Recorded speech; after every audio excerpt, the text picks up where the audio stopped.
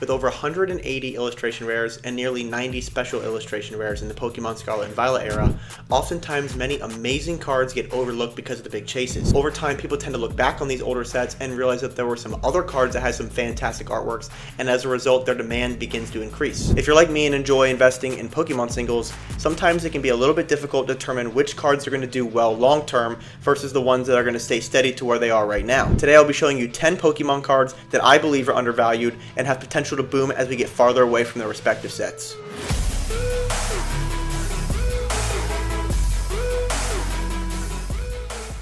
If you're new here, welcome to the Professor Pools channel, where we routinely talk about Pokemon investing, Pokemon market analysis, and also keeping you up to date on the latest and greatest Pokemon news. If this kind of content sounds like it's right up your alley, be sure to subscribe, as we routinely do giveaways, and actually in our latest video talking about Stellar Crown, we still have a slab giveaway live going on. So the first card I'd like to talk about is the Hisuian Growlithe illustration rare from Twilight Masquerade.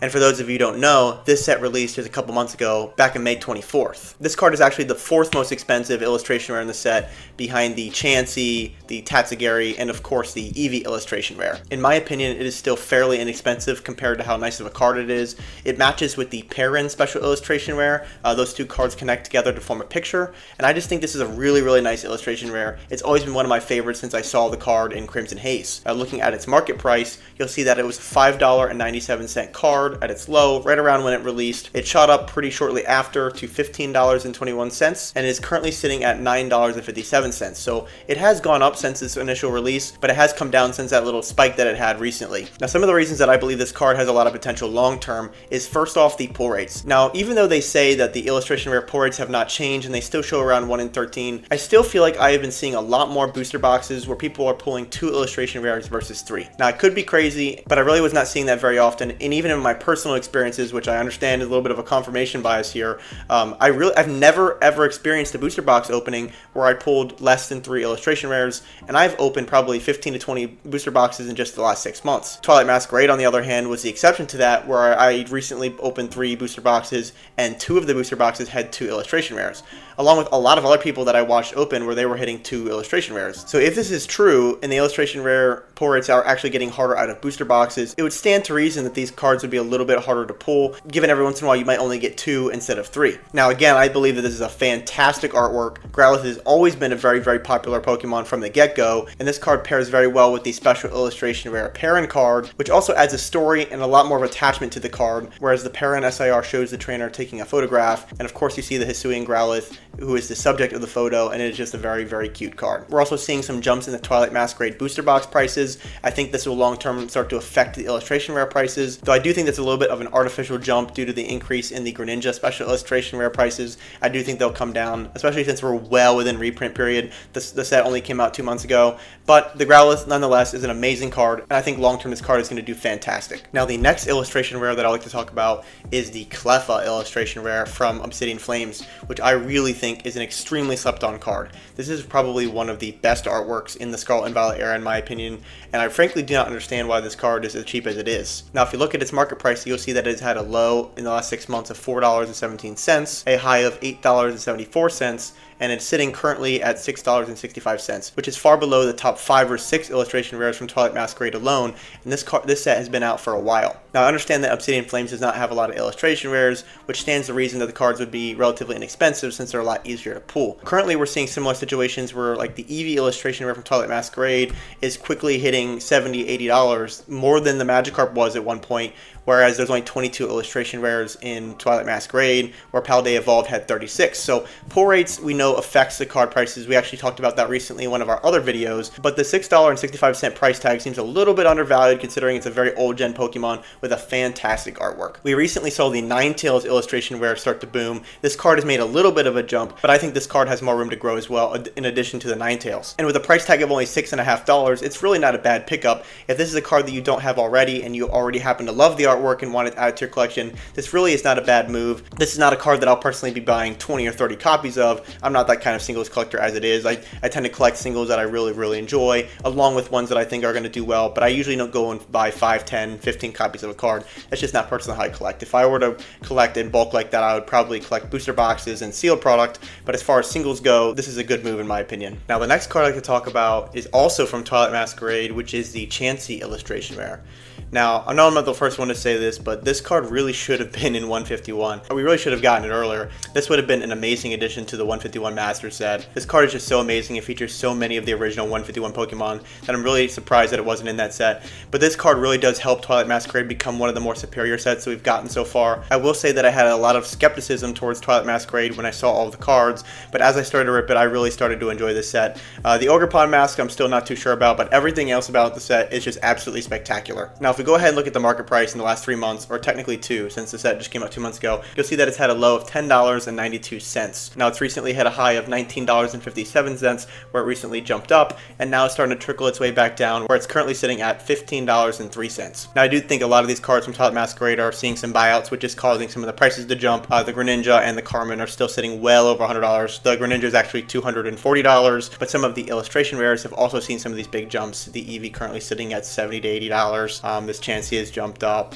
The Tatsugiri, the Infernape, all these cards are starting to jump up. And this set really is just becoming a really popular set. I could see this set being like Paldea Evolved, where as we get farther and farther away, the cards started to jump up again. But given that this card features so many of the original 151 Pokemon, it features the Chansey, the Blissey, the Snorlax, the Psyduck, the Ditto, the Bellsprout. There's just so many good Pokemon in this card. I could really see this card doing well long term. If you look across the Scarlet and Violet era, a lot of the cards that tend to jump up as the set gets farther away tend to be the ones that feature older generation Pokemon.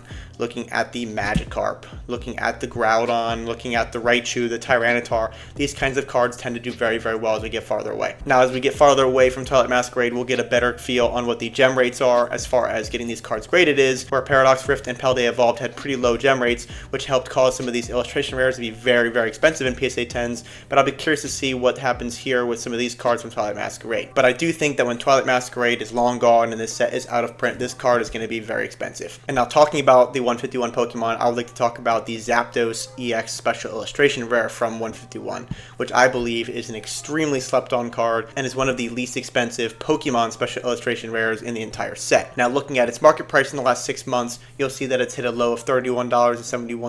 It actually saw a jump up to $40.31, and it's recently started to come back down a little bit to $39.21. Now, I know a lot of people that say that this is the best special illustration rare in 151, and I gotta say, it is very close. I think the Venusaur special illustration rare is my favorite, but I think this one is a close second. The Charizard special illustration rare is always going to do well. Charizard is probably the most popular Pokemon of all time, so we understand why that card is over $100. But to be fair, the artwork is just not nearly as good as some of these other artworks. Like looking at this Zapdos featuring the Moltres, Zapdos, and Articuno, which is some amazing coloration with a little bit of contrast in the greens on the land down below with the clouds and the blue sky. This card is just absolutely spectacular, and there's just nothing better than featuring the original 3 legendary birds that have been featured in older sets all the way back to Fossil Set. Now, I think we all expect Scarlet and Violet 151 to do very well in the long term, especially when the set gets completely out of print and we know that we're not getting any more.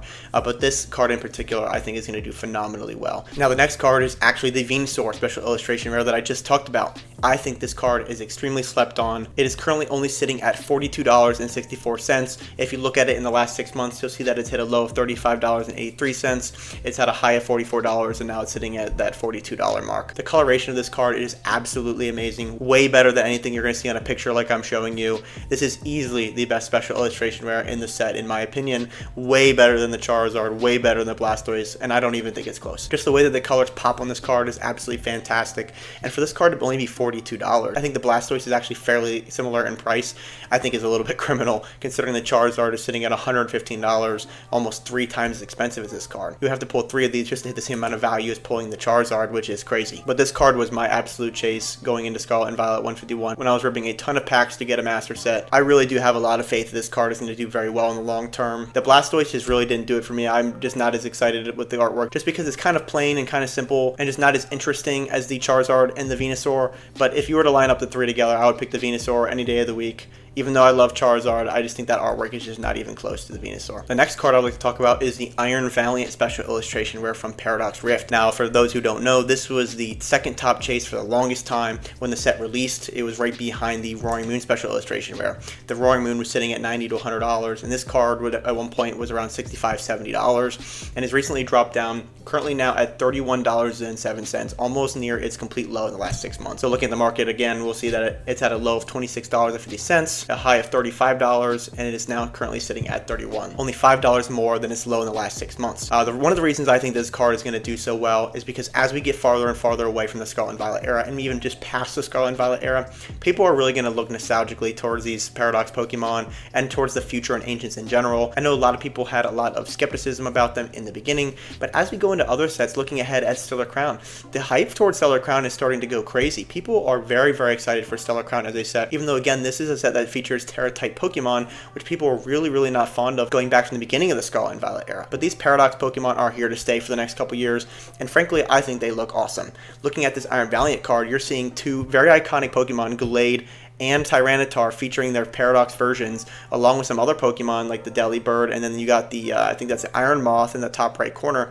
This is a very, very nice looking card with the sunset in the background, the light kind of shining through. Just a very, very cool card in general. This card is actually very close in price to the Altaria Special Illustration Rare, which is another card that I think will do well long term, but has actually recently seen some big jumps in price. So in the long term, I do think that the future and ancient Pokemon are going to do well. Roaring Moon is a good example as well, but that card has also recently jumped. This is a card that people I think are not really thinking as much of, since the Roaring Moon has really gotten a lot of the attention from the get-go, and as this card kind of slides by, I think when people look back, they're going to realize that this was a very, very cool card, and then people are going to want to go ahead and get it. Now, another SIR I'd like to talk about, and probably one of my favorites in all of the Scarlet and Violet era, is the Miraidon Special Illustration Rare. Now, this is a card that has actually taken a little bit of a jump recently. If you look at the last 6 months, it has had a low of $13.72, a high of $23.34, and now it is currently sitting at $17.46. It's only sitting $4 above its low in the last 6 months. I think that this card has absolute fantastic artwork. It really gives me some Blade Runner, Cyberpunk type vibes. I really like the Doxbun looking out the window, at the big Miraidon Dragon type legendary, and just in general, like I talked about in my promo video,